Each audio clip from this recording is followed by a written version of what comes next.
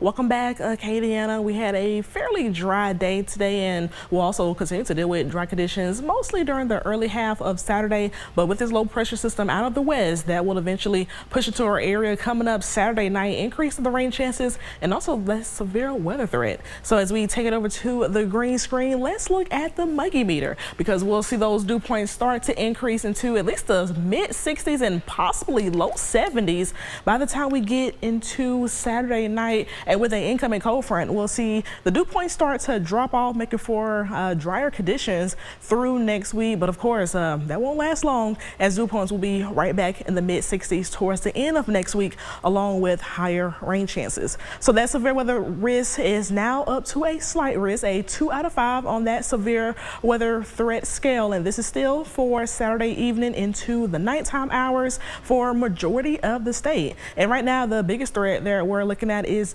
damaging winds, along with secondary threats that includes a breeze spin-up tornado or two and large hail. We don't see much of a flooding threat, but we can still get some heavy downpours as the line of thunderstorms push through Acadiana. Now, the timing of the storms staying very dry for the rest of tonight and even around daybreak on Saturday. So I know a lot of parades are ongoing in the morning. Pretty dry for that. May have a few light showers though towards the early afternoon, but we also can have some breezy conditions with those gusts anywhere between about 15, about 25 miles per hour tomorrow, and we'll remain dealing with breezy conditions for majority of Saturday into early Sunday.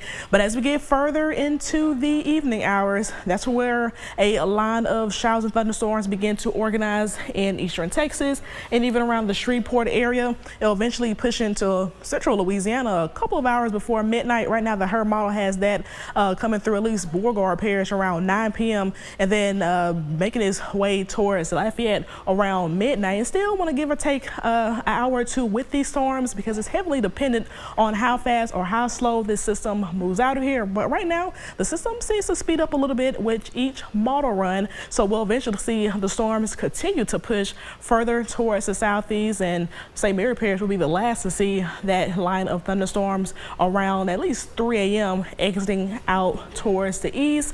And still very dry conditions will follow behind this cold front, but still on the breezy side of things for majority of Sunday. But at least it won't be a stormy end to the weekend. Things will be very nice for all the festivities regarding Mardi Gras on Sunday. So how much rainfall can we get here with this system? Those rainfall totals are still below 2 inches, but some areas get a little bit higher than that with this system pushing through, especially if some storms produce heavier rainfall.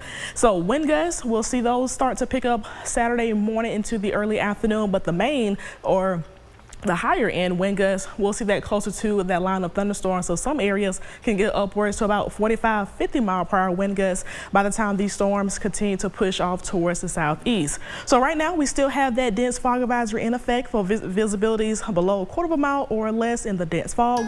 Luckily, we'll see that start to dissipate during the late morning hours. So as you're heading out for those Mardi Gras festivities, want to keep an eye out for that, increase that distance between you and the driver ahead of you. So luckily, we'll get that cold front in here early on Sunday, drying things out by the time we get into the late morning hours on Sunday and the afternoon. Temperatures still very nice in the 70s for majority of this 10-day forecast. Mardi Gras, a high of 73 with partly cloudy skies. Overnight temperatures on the cool side, so may or may not need a light jacket during the morning. But other than that, we'll see those rain chances start to increase towards the end of the 10-day. Stay tuned and we'll have another look at the 10-day forecast later in the show.